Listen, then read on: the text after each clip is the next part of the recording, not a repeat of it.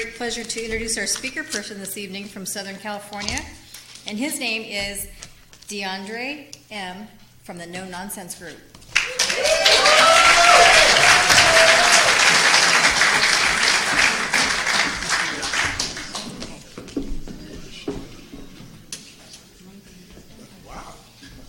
My name is DeAndre and I'm an alcoholic. Yeah. Wow. Yeah. Wow. My sobriety birthday is May the 29th of 91. My sponsor is Jimmy Moss, and I'm a member of the No Nonsense Group, which is located in Redondo Beach, California. And good to be here. Welcome to all the new people. Congratulations for those who are celebrating milestones in sobriety. And if you are a newcomer, you're in for a good little treat here. I'm a pretty goddamn good speaker. So, I hate to be new in AA, go to a speaker meeting, and have the speaker be horrible. It would be terrible, right? What a great group here, man. I coming in here and people shaking my hand and just hugging and laughing and talking and moving and grooving, man. I love it. I love that. I love that about this group already, man. It's a beautiful thing. If you're a newcomer, man, please help these people help you, man. Keep coming back to this place. I'll go right into it. I was born a poor black child. And,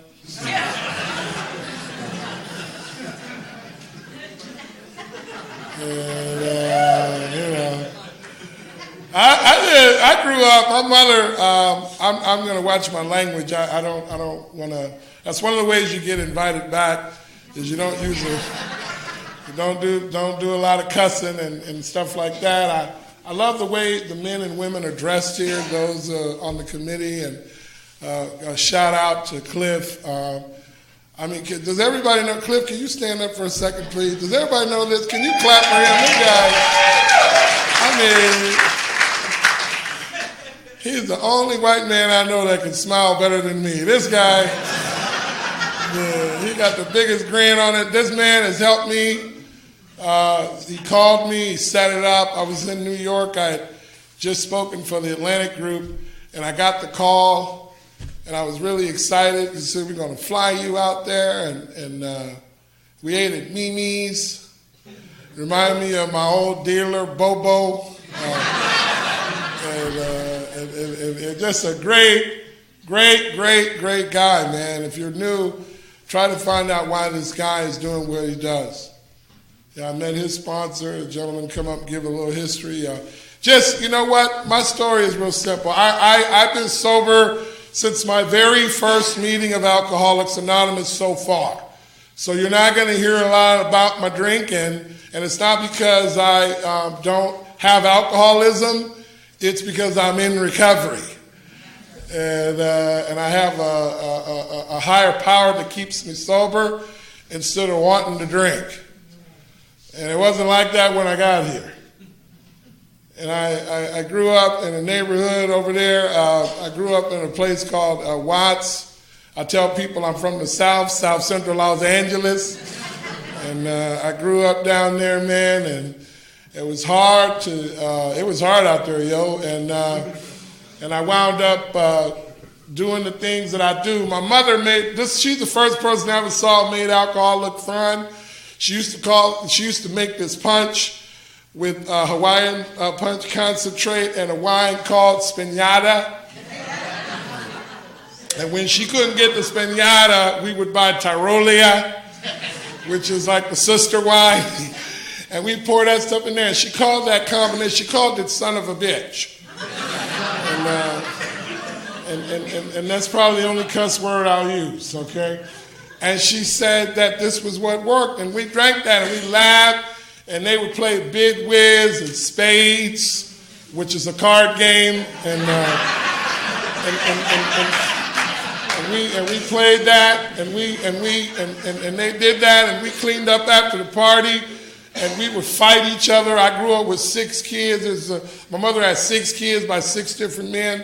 We grew up. I don't know, I've never met my father. I see some gentlemen in the back. I'll be talking to you after the meeting. You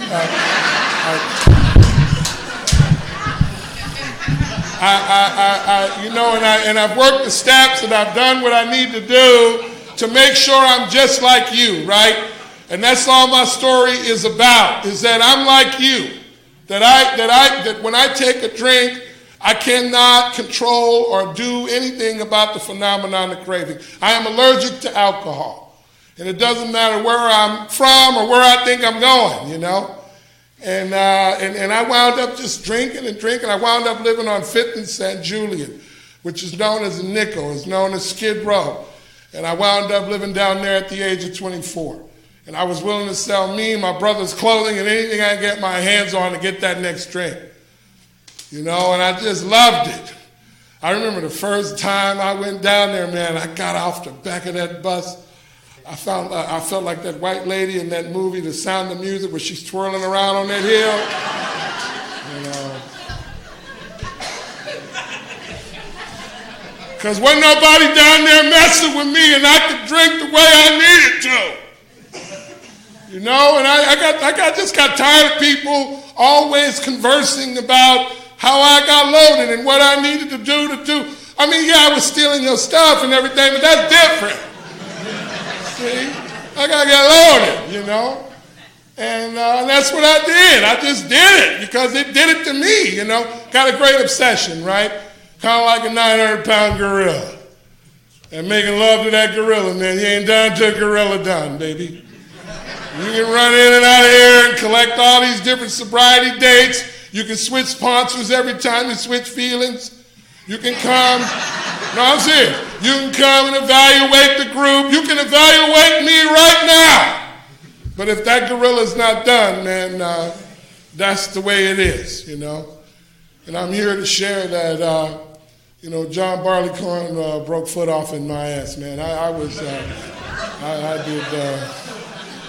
You know, John Barleycorn remind me of FICA when I'm getting paid when I work, you know. You don't know what's happening, it's just missing, you know.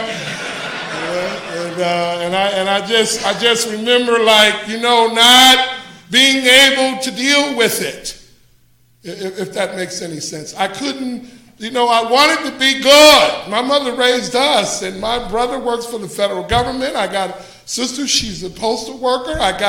We were supposed to be good. And I wound up bad. You know, and alcohol whooped me, you know, to fairly well. And what happened for me is you people. I wound up in a place called Warm Springs Rehabilitation Center. And I went up on that hill, man, and men and women like you and the community, that the people you see dressed like the way they dress, doing the things they're doing, hand out those cookies and stuff. That's what they did on H&I, man. And I was interested. And the big book on page 25 tells me, am I allowed to read from the book in the AA meeting? Yes. Okay, I just want to make sure. I speak a lot of places, man, and you pull out this book, and it's like,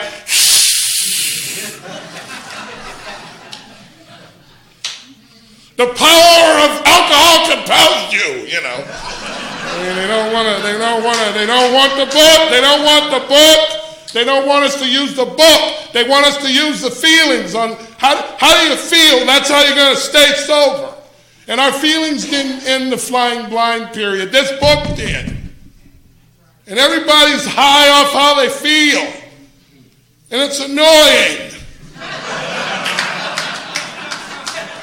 And I'm yelling because people run in and out of here and they say they don't hear stuff. You're not going to have a problem with that tonight.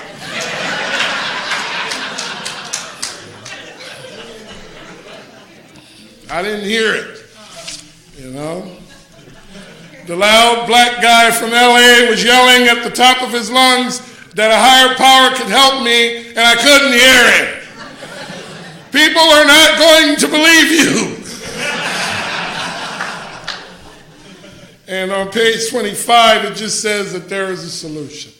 It says almost none of us like the self-searching, the leveling of our pride, the confession of shortcomings, which the process requires for its successful consummation. Like, ain't nothing, a bottle of tequila ain't gonna do nothing to me until I consume it. You know, I gotta consume it. If you're a newcomer, we want you to consume this stuff. Yes, we are trying to trick you into doing it. Yes, I needed to have my brain washed when I got here. Filthy. Filthy things need to be washed. But we saw that it really worked in others. Like that guy who read the history, like Cliff who picked me up from the airport. His wife standing there, original a member of the committee. Those people lined up at that door. You know, those cookies didn't fall out of the sky tonight. Somebody made that coffee. People are going to clean up after this meeting. You know, and I'm just this false sense of entitlement based on these other businesses and companies that everybody want to compare AA to is disgusting. We do this for fun and for free because this is who we got to be. And that's why we say, come join us, man. We're not finna join you.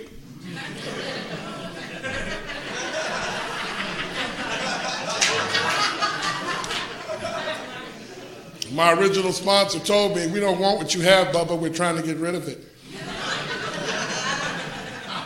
And it really sounded like a condemning, because nowadays it's like, will you rub my back and give me 100 pounds of salmon, and can I get some aromatherapy, and give me some kind of, I need something other than that's what's going to end the flying blind that I'm doing in my life. Give me something else. You know, if you're a newcomer, I've been sober for over 2 decades. That's over 5 presidential terms. I am getting so tired of certain things that I must share it. You unsatisfied customers of Alcoholics Anonymous, the way you become a satisfied customer in Alcoholics Anonymous is to get involved and do Alcoholics Anonymous. This is the worst spectator sport in the world.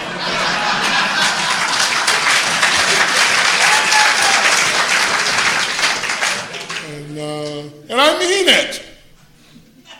Especially when my dry ass don't be doing it. You know? I get a little dry, you know. I live over by Griffith Park in L.A., and every once in a while somebody runs over a skunk. And you know what that smells like. This ain't me, I'll keep reading. But we saw that it really worked in others, and we had come to believe. Somebody took a second step. Come to believe. We came to believe. We saw something working. We came to believe in it. And that's how I drank, man. I saw my mother doing that stuff. I came to believe in that. If you're a newcomer, watch us. Don't even listen to us. In fact, block me out right now. But watch us, man. Watch the men and women that come here every week. Watch the men and women that sit through that committee meeting to make this meeting not so damn weak. Watch the guys that show up early and leave late. Don't listen, just watch. You know, we saw something is what it says. You know, I don't always hear stuff. Some people talk so loud you can't hear them. But I was watching those men and women in my original home group. And when I talk crazy to those people and disrespect somebody got in my face and reminded me about this place. What are we here for? You know? And it goes on to read that we saw that it really worked in others, and we had come to believe in the hopelessness and the futility of life as we had been living it. Talking about step 1. See, an honest step 1 means that nobody's going to keep me from step 2. Nobody. See? And everybody wants to do all this stuff. And this program is about action, man. And on its first step means that you can't do nothing to keep step 2 away from me. Because I was so dark inside. Now, inside. Let's get that straight. And that loneliness that only we know about, that's why we laughing. If you knew and you ain't laughing, it's probably because you still that lonely. But that darkness and that inability to stop the drinking. I could stop feeling. I could stop knowing. I could stop seeing. But I couldn't stop drinking. See? I wanted to even stop living. I mean, if that's what you call what I was doing. I steal from my own mother and smoke cigarettes off the ground. I needed what these people had found. Now, everybody's not coming here like that. And that's why everybody doesn't get to share at the same damn time.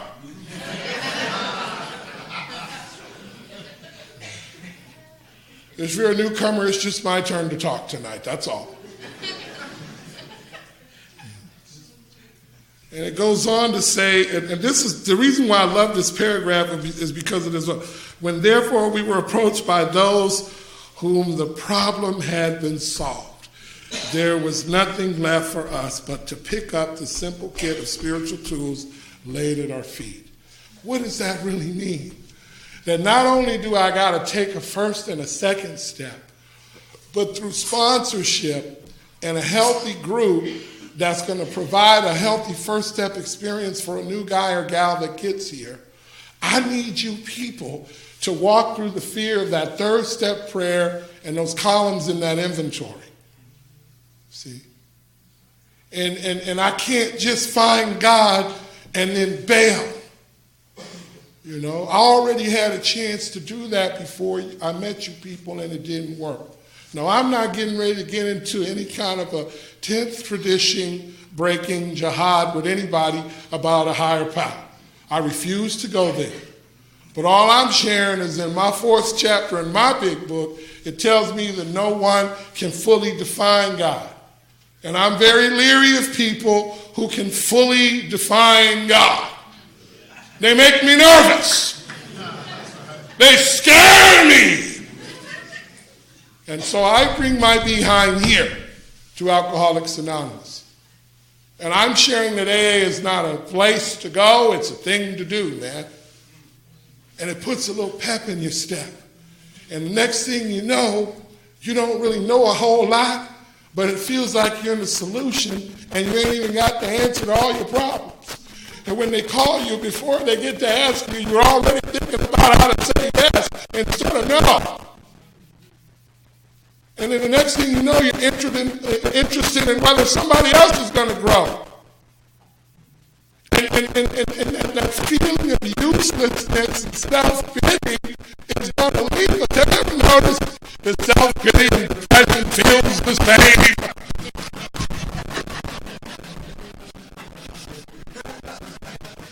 It feels the same.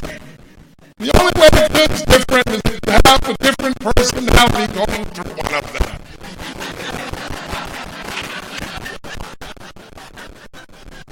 On page 84 in the big book, I'm going to refer to the book a lot, okay? And the reason why is because I don't want to fly blindly. I flew on the plane today. I am so grateful that pilot had vision. I don't want to fly blindly. Right? People don't like the book, okay? And it's not because the book is bad, okay? The reason why people are uncomfortable with the book is because they don't look at what's on page 115. It's the most spoken book about in the program and the less read. And I'm here to share that after about 10 or 15 years sober, if you're really involved in this work, without judging, without acting like AAPD, you know when people don't read this book, you know, and it's not something you can judge, it's just something in the stomach, man, when people are not, they can't even refer to it, they want to come to our meetings and quote all this other stuff. And yeah, I'm from the no-nonsense group. We shut it down. We say no. You want to read poetry? Get your own studio and start reading that. No, we stick to what belongs to us in Alcoholics Anonymous. I'm sorry if I'm offending anybody. I'll tell you the magnificence of a 10th step is using yours truly to really get it done. You know, I'm very annoying and very opinionated and very much in need of a sponsor. That's why I have one, right? So all I'm sharing real quick is that if you read the promises, if you read the promises on page 84 before the 10th step, there's one thing that's really been troubling me, and I put it and connected it with the first tradition. And there's also something in the fourth tradition I'm going to read, and then I'm going to close it. I'm trying to navigate the new people through what I'm about to do so they don't really have to deal with the fact that they haven't really been dealing with the facts. Most people come to AA based on how they feel. And they also leave here that way too.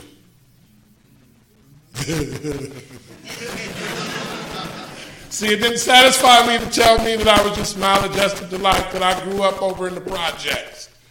That didn't satisfy me, man. I still drank.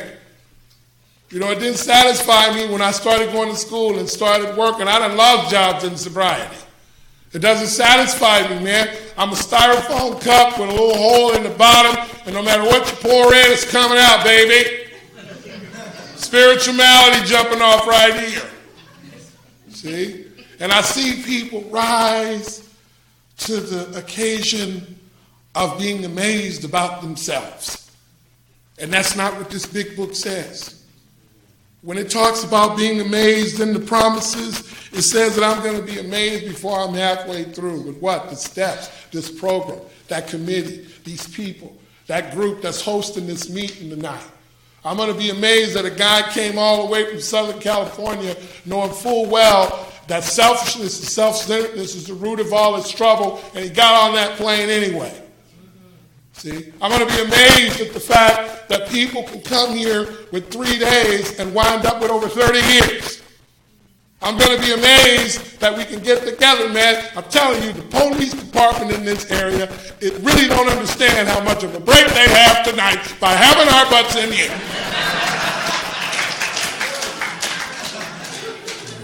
And I'm going to be amazed that this works. And I'm going to be amazed that the only people it don't work for is the people that don't stick around to get it done. And I'm going to be amazed that the highest rank in the program is sober.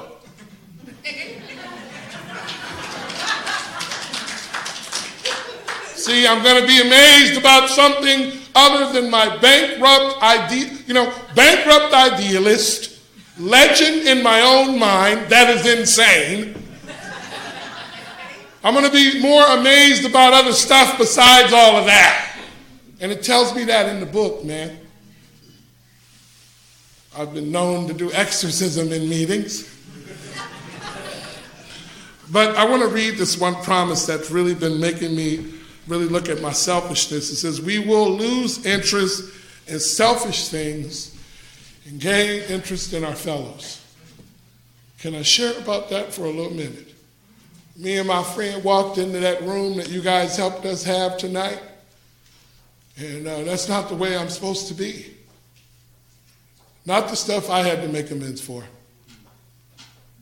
And don't nobody even know you never met Cliff before in the world, but I'm amazed at what transpires when we just cooperate. You know, never mind conforming. I mean, that's got to come later. It takes time, time, things I must experience. But just cooperation, and we walk in that room and it's beautiful. And then Cliff spent his whole after, we go eat. And they're going to take us back. I mean, all of that stuff is about losing interest in selfish things, the depth. Why is this so important? Because the root of all my trouble, the big book says above everything, above your attitude toward me right now, above your commitment, above how you judging your sponsor, if you even got one, above everything, above all this stuff, man. It says we must be rid of selfishness. We must, or it kills us. It says it in the book. There's a plethora of men and women who will show you after this meeting where it is in there if you ask. There are people in this meeting right now besides myself who know full well that is in there. I don't care where you're from or where you think you're going, who your higher power is, the color of your eyes, or the amount of lies that you can supply. That big book says that we must be rid of this selfishness. We must, or it kills us. And I don't want to hear that. Anybody got any earplugs on them? I don't want to hear that. You know what I want to hear? You're amazing.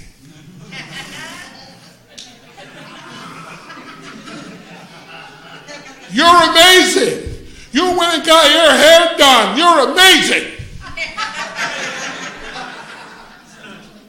I want to hear selfishness and self-centeredness still be fed in my head. And then I want to try to act like I'm in the process of a complete and total psychic change when I pursue that. I don't know if anybody in here can relate to what I'm sharing tonight. Man, that shit ain't funny. It's not. It's not funny when I take a look at the fact that I don't really like looking at facts. I'm obsessed with how I feel. And I'm here to share that regardless of what they're saying out there in that world out there, that's one of the main things that my disease uses to not help me with you people and to not get help from you people. It's how I feel, man. How I feel. You know how I feel? How do I feel? Most of the time I don't really know. I'm just telling you what I'm thinking. I don't know if anybody can hear me tonight. I feel like everybody's always picking on me. I feel like people won't leave me alone and keep calling me. I feel tired. I feel like I got a lot of energy. I feel like I'm a black man. I feel like I have long blonde hair with blue eyes. I don't know how the hell I feel. So what my original sponsor told me is I need to know what I got to do. And that's what I want to share and kind of wrap it up with, man. What do I got to do? When I'm all done talking, when I'm all done balking, when I'm all done not doing the things that you guys do, what do I got to do? And I learned the hard way, even in current sobriety. What I got to do is what I'm being told to do. And if you're a newcomer, there are people here who will help you. Now, there's a lot of people that tell you, I ain't telling nobody nothing. You got to learn from your own experience. I'm not going to tell you nothing. I don't believe in that kind of recovery. I don't believe in it. I don't believe in being the leader of North Korea or anything, but what I'm saying is somebody had to tell me something. Somebody had to tell me, you better start the meeting. I'm one of the original founding members of my home group. And we were going to these other meetings, sharing this kind of a message, and people didn't like it. We were rubbing against those groups' fourth tradition. And I believe that the fourth tradition is basically saying that each group has sort of a character. And our character at our home group is God, sponsorship, and the steps. If you want a bean pie sale or a dance, you're going to have to go somewhere else. That's the way we roll. And what's so beautiful about the Alcoholics Anonymous program is you don't have to come to our meetings. And we're not supposed to be all butthurt about it either. And my share is basically that Alcoholics Anonymous doesn't really need me. But I sure as hell need it. And when I hear that thing, when I was a newcomer, where they say, principles before personalities. I thought they was talking about that jackass I couldn't stand over in the corner of the meeting. But they were talking about my personality. Me. The guy that lacks the fourth step experience in his life, you know. What I'm sharing, and I want to read it, and my friend helped me find it. It's in the fourth tradition. And it says right here, it's in the first part of this. It says, over the years, every conceivable deviation from our 12 steps and traditions has been tried. Let me explain that to you in English. All the ideas that you can come up with to not respect these traditions and for me to not personally work the steps have already been tried. There's people old enough in the program who've seen several examples of that. So in other words, I got to focus on God, sponsorship, and the steps. And if the word God scares you and you have a problem with it, if you're a newcomer, just imagine the problem that God's having with your ass. Get over it. Get over it. How did I get over it? They would give me things in those drinks, man, and I didn't know what they were. I didn't know the full explanation of what I was consuming out there. But it went down the cellar. And now I come into Alcoholics Anonymous and I need this special needs ass explanation to the fact that I'm going to die. It's lying. It's dishonest. You tell me everything that everybody was fully explaining to you that you were consuming out there based on this obsession. Break it down, Bubba.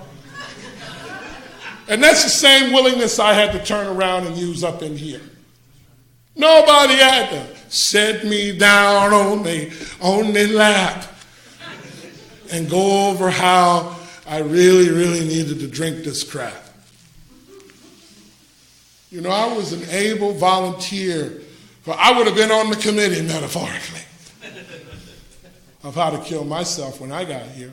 And I come to Alcoholics Anonymous and I hear these things and I hear all this doubting and stuff and I hear people trying to dissect the program, and then as a manipulative alcoholic, I take on that jargon rather than the steps.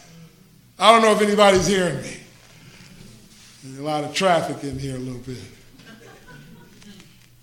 It's hard to sit through a pitch like this, man.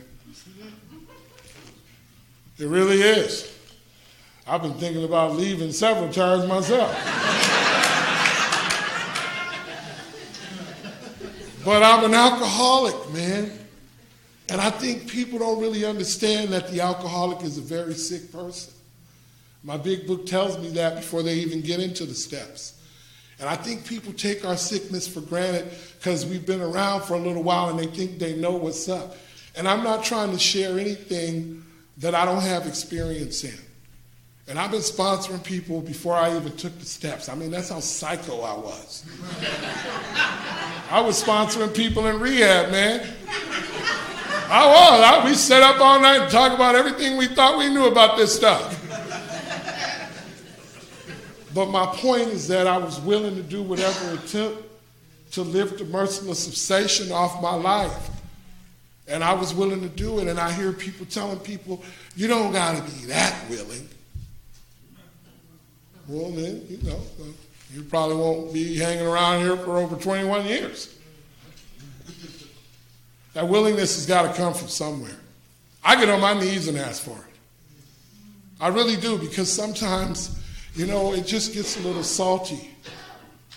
It gets a little hard. Like when my grandmother died, some of my friends are going, my friend, his mother, and his grandma, they're sick. And it gets a little weird. It's hard to have faith and stuff when you overhear people saying you don't really got to apply that much faith to begin with. Somebody else will be on the committee. Somebody else will clean up. Somebody else will keep an eye on the bathroom at the meeting. Somebody else is going to sponsor Susie or Billy or Bobby. Somebody else will go pick up the newcomer. Somebody else will do it, man. And if that keeps happening, I'm in fear. So instead of tripping off of that and traveling around, I speak a lot. Instead of traveling around, sharing my fear about how AA is going to burn down to the ground, I get involved. And I turn that somebody else into the guy you're listening to tonight. See? And I'm asking every man and woman in this room, man, if each one of us was trying to sponsor at least one guy or gal, what that could actually turn into.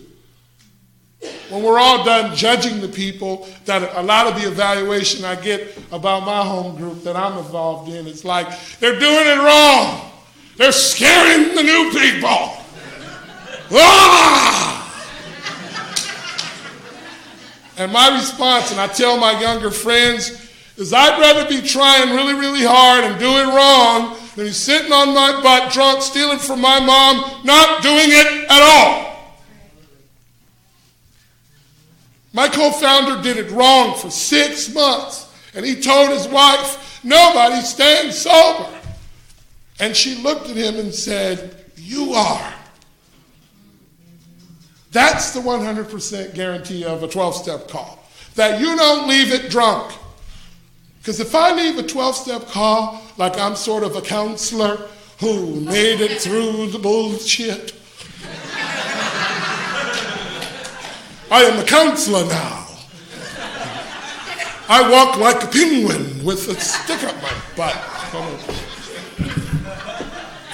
I leave that 12-step call whether that guy or gal wants it, knowing that I could have took it. I could have took that drink. See, Abby could have drank that night when he went over to Bill's house. Bill offered him a drink. I don't leave that 12-step call thinking that I'm amazing. I leave that 12-step call going, damn, man, I'm still sober. You know, I try not to take my sobriety for granted, man. If I'm irritating you a little bit, get that 10-step done, man. Write about it until I die drunk. You know, but meanwhile, back at the ranch, this literature talks about watchdogs. This literature talks about other meetings and other places and things that kind of had the opportunity that we currently have, and they blew it. And these traditions were not made up just because somebody, drew a blank. They made these traditions and stuff based on the experience that they had. That's where these traditions come from. And I refuse to just sit here and act like a dum-dum and call that humility. I don't know nothing. I don't know nothing. I don't know nothing. You going to help this new guy? I don't know nothing. That's a cop-out as far as I'm concerned. See, I knew how to get in and out of my mother's purse at around 12, 15 when I do that belly crawl. See? But you mean I'm going to come into Alcoholics Anonymous and eat up all y'all's cookies and smoke up all y'all's cigarettes, tell you I don't hear nothing, I don't know nothing, and I don't do nothing? I'm not buying it. My home group is horrible with unwilling new people. We're horrible with them. We don't do unwilling new people very well. I'm leery of groups that do. I'm leery of groups that do. Because you know what? When I let you half-ass it for 10 or 15 years, you'll be one of those guys that winds up eating a bullet at 20. It says to be fearless and thorough from the very start. It says precisely how we have recovered. It says that we want to be happy, joyous, and free. Not dumb, mindless, and not knowing nothing. What's the matter with knowing a little something? It says we know a little in this book. I know a little bit. I know that if somebody says, hey, DeAndre, come share your experience, strength, and hope, that others may want to recover. I know I can say yes. I know that if I do an amends, that not only am I free from that shame and that guilt, but I'm going to be on the other side of these promises that allow me to be more interested in you than myself. I know that if I say a prayer in the morning and ask that God to keep me sober, that I have permission to thank that power at night. I know that if I go to the business meeting at my home group tomorrow, that I'll be a part of the legacy of it future another day. I know that if I keep sponsoring these people in New York City and I live in Los Angeles, that they're eventually going to be friends with the people that I'm kicking it with in Los Angeles. It's going to mushroom. I heard this meeting used to be a little smaller. Water seeks its own level. And I'm not drowning in the sea of alcoholism tonight, especially if I got you a little uptight. I'm an enemy of the disease today. I'm not here because I got it all together. I'm here because I want to be a part of. You know, if you're a newcomer, I hope I've confused you enough to ask somebody for help after this damn meeting. That's my job. And if you want to keep running in and out of here, if you want to be, I was already mayor of Newcomerville. I was already the mayor, and I judge all the people who share like me and those assertive pitches. Man, you don't have to do that. All you got to do is treat yourself like you're a heavy drinker, wait around to fall in love, change senior environment, get a better job, and you'll be good to go. And I'm here to share that I ain't no darn heavy drinker. Don't treat me like no heavy drinker. Don't treat me like I'm a heavy drinker, because I'm not. And there's a big, important, significant difference between the two of those things. And if you don't believe that, keep doing it. Because I got to keep doing what I got to do. You know? Nobody in this meeting tonight has to walk up to me and ask me for sponsorship. Not one of you. But I better know I need to leave here with a sponsor. You know, and that's what's been going on for me, man. I love Alcoholics Anonymous. I love it more than you probably ever could imagine. I guess, I don't know. I'm not you. I'm talking about me, man. I came to this place, and these people knew I didn't have shit. Everybody in that original home group, they knew I didn't have nothing. And they treated me like they could offer me something. And wasn't nobody standing around me telling me they didn't know.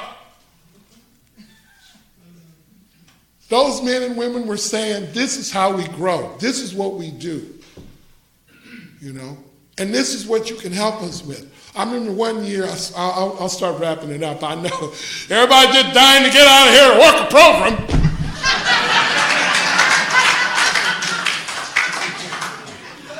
That's when people start looking at you like, into me like, would you hurry up? I got to go sponsor all these people. I got to go write my 10th step.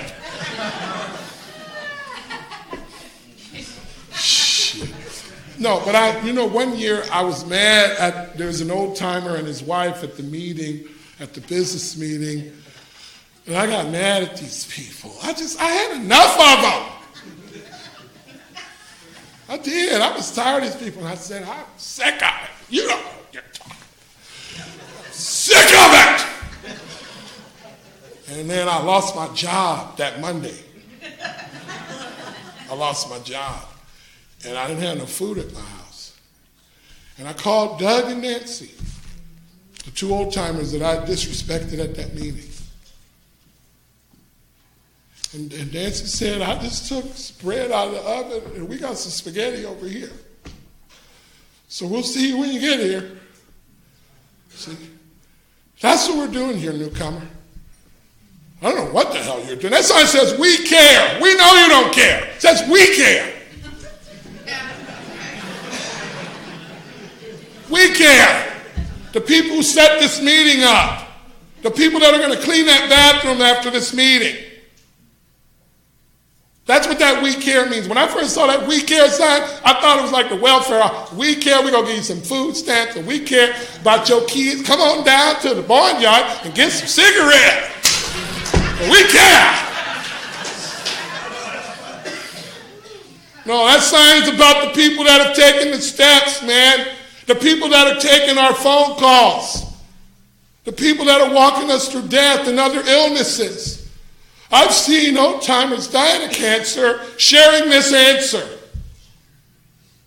I've seen it with my own eyes, with my own life. That's what we have here. And I know it's irritating. Oh my God, do you realize that there's not 1 ounce of my alcoholism that likes this program? Not 1 ounce of it. There's not 1 ounce of my alcoholism that likes this stuff. But with that psychic change, I can hang in there. And that's why I say, let's take the steps. Let's take the steps. See, I want to take you through these changes. I want to take you through how I feel. I want to take you to the garden of my bullshit and walk you around. But I got to take the steps, man. And the steps to me are not just, see, and this is what trips me out. It's like, the steps to me are not like just taking a walk. See, there's a difference between like taking a walk, I'm walking around, hey, and taking steps. There's a difference. And a lot of people don't understand that. They think that when we take the steps, we're just sort of taking a walk. There's nothing precisely really going on. And I'm here to share that my friend, one of the guys that chooses to call me sponsor, one of the most profound things I've ever heard in AA is the 12th step is a guarantee. And people read it wrong. They say as a result. And the literature says as the result. There's a big difference. And I know people go home tonight and they go, wow, I'm glad I'm not wearing this program like a straitjacket. That's all right. Keep doing your watered down loosey-goosey BS. Keep doing it. See, keep doing it. Because 1 drink plus 21 years equals nothing. And I've seen it, baby. Loose the goose. Go ahead. I've seen it. I've seen people get too many years and forget about the days they were in when they got here. Sober. Living in old-timerville. They tried to give me a lease. Yeah. I'm over 20 now. Somebody tried to give me a lease to old-timerville. A community that's gated. Where, hey, I'm going to take the gloves off. You go up in there, you know how to meditate for 45 hours. You don't have no time to take phone calls. And you're tired. And then you start sharing about what you used to do.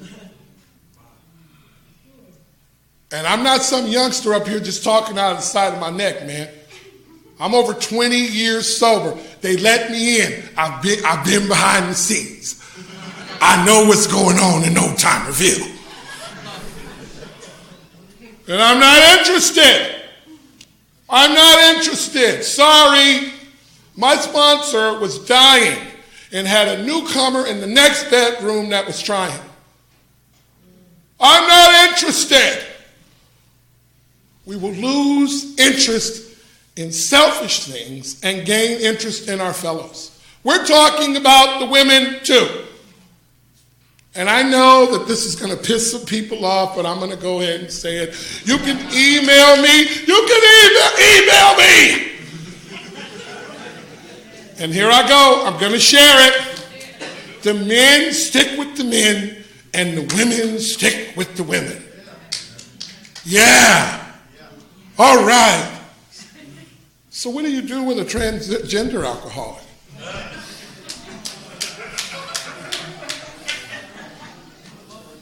What do you do?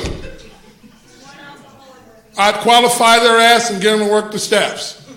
I'm willing to sponsor a gay orangutan from Transylvania.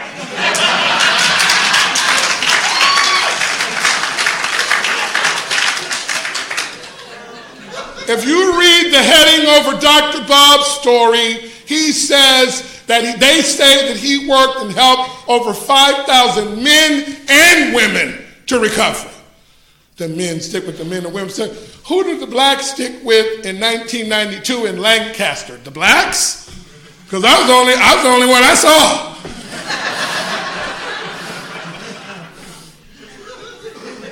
If you do not have your inventory in a place where you can help another alcoholic through these steps, get the work done. Get the work done. Well, I can't sponsor women because I just get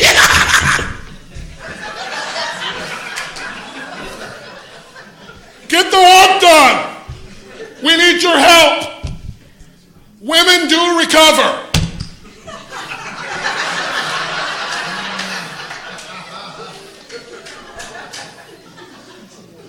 I know they're gonna text me that you shouldn't have said that, boy.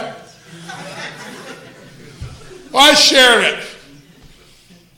And I got some people here from my home group tonight, so don't start no shit with me after the meeting.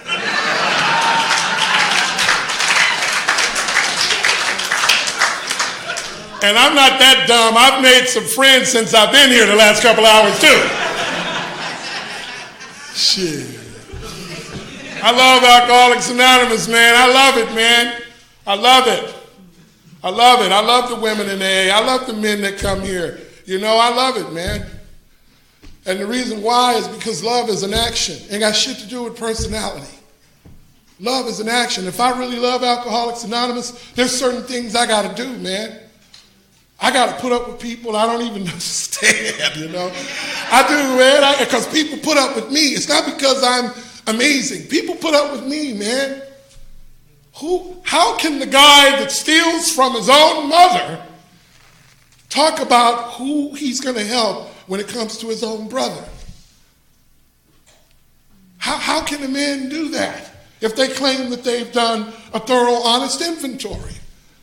And if something is blocking you, that's fine. That's your own inventory.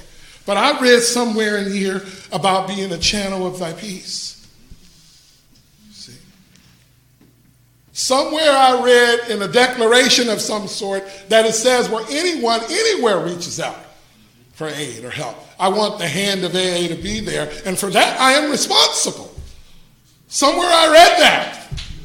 Somewhere I read that if my personal ambitions are going to damage the group, they need to be silenced. I read that somewhere in here. And then people call you a bleeding deacon and a mean person and someone who's too assertive when you try to practice the shit that they say to do. And I'm here to share that I don't want to be as crazy as you, if that's what you do. It says specifically to do certain things. Now, I don't know a lot about sobriety all the time, but I used to watch Sesame Street. And there was one part of that show that I used to love, because it's kind of like when you watch Jeopardy and you get one question right, and it's the Disney question. And I remember watching Sesame Street. And there's a little jingle that they used to do with one of the little games. And it was simply, one of these things is not like the other. One of these things is not the same. Now, if you're coming to the AA meeting and somebody's telling you some stuff, man, go watch a little Sesame Street. Because some of this stuff is not the same that they say in the books. And some people say, well, DeAndre, you shouldn't be that orthodox about it. And I say, I would like 22 years of sobriety and not just 21. I'm not going to fix anything that hasn't broken me. This stuff works, man. If you're a newcomer, find somebody. And one of the things that used to piss me off, and I swear I'll wrap it up, is I used to hear, I want what he has, or I want what he has, or I want, who the heck doesn't know how to be an envious bastard? I want what she's got. What I started realizing at almost 20 years sober here recently is I need to be concerned with what has them. What makes you go down to the meeting? You know people have heard you share all the time. What make... Oh, they playing our song. Did you hear that? Did you hear that? Yeah! Wow! What a great meeting! They got the theme music for our bullshit and everything. Wow! But somewhere along the lines of me not self-reliance failing me, I had to start realizing what had him. What had Doug and Nancy to let me come over there and eat that bread and that spaghetti after I had acted a fool at that business meeting? What made them do that? Why did my sponsor that guy until he died in his house? What had him do that? Why are these people cleaning up after this meeting? Why are they on that committee?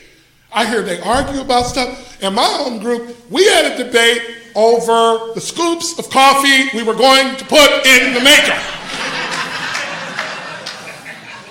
I haven't had a cup of coffee in 15 years, but I'm a 2-scooper, damn it!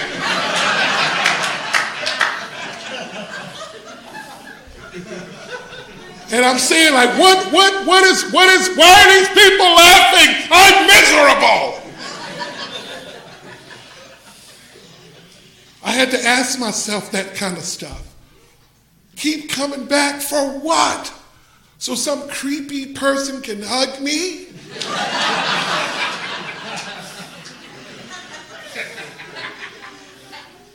Come back for what? I had to ask myself, what has these people? Why can you everybody knows you have cancer. Everybody knows the therapy for the Hep C is not working. And everybody knows you have a problem, you're a woman, you have these problems. Why are you still letting those newcomers come into your hospital room and read that big book with you? When you can just check out. You can medicate out. You can be signed off. What has her doing that? I need to find that out, man. I needed to get interested in that. Not, I want what you have, so give it to me. Should I steal it? But what has you? What has you? What has you? And I believe I know a little bit about that, just a little. Enough to know that I don't want what I had when I got here. See? Because that step work showed me what I had when I got here. I'll close with this. You got this huge boat, right? And it's kind of like Noah's Ark. I mean, it's a big boat. You know, and you got everything in there. Your ego, your schedule, your college degree, your ability to ignore me. I mean, everything that makes you think you're free, right? You got it all in the boat, right? Your big book, your sobriety date, your favorite meeting, your favorite cookies that you're not going to put money in the basket to help pay for. I mean, everything, right? Got everything and you put it inside this boat, right? And then a wave of life comes and knocks you and your kids and your wife and your children and your career out of the boat. What do you grab first? You grab the boat. And the boat is AA. And either you're in or you're out. No matter who you are, what you think it's all about. If you're not in, you're out. And people will give you method, medication, mystery, and myth to try to contradict that. And I suggest that you find somebody that's way down up in here. And ask that man or woman to help you, no matter who the hell you are. Now, I believe that I have been changed and saved. And anybody in this room can have that same experience. But if you can lead that horse to the water and they choose beer, Bill says to let them know that the water is still here. And the water I'm talking about is the shit you ain't been drinking if you're still drinking. Anyway, I'm grateful to be here, and thanks for letting me share.